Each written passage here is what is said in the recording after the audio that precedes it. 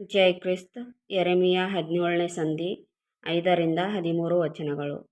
ದೇವರನ್ನು ನಂಬುವವರಿಗೂ ಮನುಷ್ಯರನ್ನು ನಂಬುವವರಿಗೂ ಇರುವ ತಾರತಮ್ಯ. ಯೆಹೋವನು ಹೀಗನ್ನುತ್ತಾನೆ, ಮಾನವ ಮಾತ್ರದವರಲ್ಲಿ ಭರವಸವಿಟ್ಟು ನರಜನ್ಮದವರನ್ನು ತನ್ನ ಭುಜಬಲವೆಂದು ತಿಳಿದು ಯೆಹೋವನನ್ನು ತೊರೆಯುವ ಮನಸ್ಸುಳ್ಳವನು ಶಾಪಗ್ರಸ್ತನು. ಇವನು ಅಡವಿಯಲ್ಲಿನ ಜಾಲಿಗೆ ಸಮಾನನು. ಶುಭ ಸಂಭವಿಸಿದರೂ ಅದನ್ನು ಕಾಣನು. ಯಾರೂ ವಾಸಿಸದ ಚೌಳು ನೆಲವಾಗಿರುವ ಅರಣ್ಯದ ಬೆಗ್ಗಾಡಿನಲ್ಲಿ ವಾಸಿಸುವ ಸ್ಥಿತಿಯೇ ಅವನದು. ಯಾವನು ಯೆಹೋವನಲ್ಲಿ ನಂಬಿಕೆ ಇಟ್ಟಿದ್ದಾನೋ, ಯಾವನಿಗೆ ಯೆಹೋವನು ಭರವಸವಾಗಿದ್ದಾನೋ ಅವನು ಧನ್ಯನು.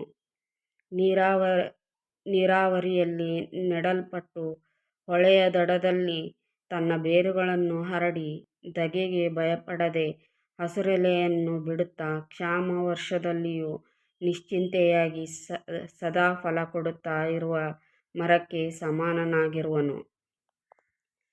ಹೃದಯವು ಎಲ್ಲಕ್ಕಿಂತಲೂ ವಂಚಕ, ಗುಣವಾಗದ ರೋಗಕ್ಕೆ ಒಳಗಾಗಿದೆ. ಅದನ್ನು ಯಾರು ತಿಳಿದಾರು? ಯೆಹೋವನಾದ ನಾನು ಪ್ರತಿಯೊಬ್ಬನಿಗೂ ಕರ್ಮಫಲವನ್ನು ಅವನವನ ನಡತೆಗೆ ತಕ್ಕ ಹಾಗೆ ಕೊಡಬೇಕೆಂದು ಹೃದಯವನ್ನು ಪರೀಕ್ಷಿಸುವವನೂ ಅಂತರಿಂದ್ರಿಯವನ್ನು ಶೋಧಿಸುವವನೂ ಆಗಿದ್ದೇನೆ. ಆಸ್ತಿಪಾಸ್ತಿಗಳನ್ನು ಅನ್ಯಾಯವಾಗಿ ಸಂಪಾದಿಸಿಕೊಂಡವನು ತನ್ನದಲ್ಲದ ಮರಿಗಳನ್ನು ಕೂಡಿಸಿಕೊಳ್ಳುವ ಕೌಜುಗ ಹಕ್ಕಿಗೆ ಸಮಾನನು. ಅವನ ಮಧ್ಯಪ್ರಾಯದಲ್ಲಿ ಅವು ಅವನಿಂದ ತೊಲಗಿ ಹೋಗುವವು. ಅವನು ತನ್ನ ಅಂತ್ಯಕಾಲದಲ್ಲಿ ಹುಚ್ಚನಾಗಿ ಕಂಡುಬರುವನು.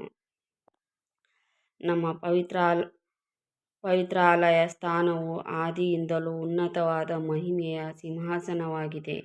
ಯೆಹೋವನೇ, ಇಸ್ರಾಯೇಲ್ಯರ ನಿರೀಕ್ಷೆಯೇ, ನಿನ್ನನ್ನು ಬಿಟ್ಟು ಹೋಗುವವರು ಆಶಾಭಂಗ ಪಡುವರು.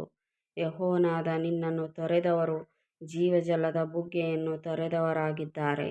ಅವರ ಹೆಸರು ಧೂಳಿನಲ್ಲಿ ಬರೆಯಲ್ಪಡುವುದು. ಆಮೆನ್.